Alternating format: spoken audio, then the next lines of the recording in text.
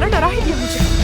ये क्या कर रहे हो तुम लोग? रुक जाओ मिस्टर अमित तमीज, प्लीज कहीं मत जाओ, हमें छोड़ कर मत जाओ। अब मैं अपनी पार्टनर एफसन को बोलने का मौका दूंगा, जिसने आज के सारे इंतजाम किए हैं।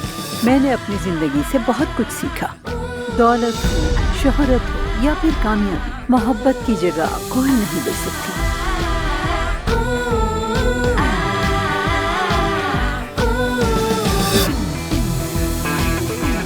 बहुत ही अच्छा बच्चा है ये। अब जल्दी से ठीक हो जाओ, ठीक है? फिर हम साथ में दौड़ेंगे। हाँ क्या हम कुछ बात कर सकते हैं? हाँ श्योर।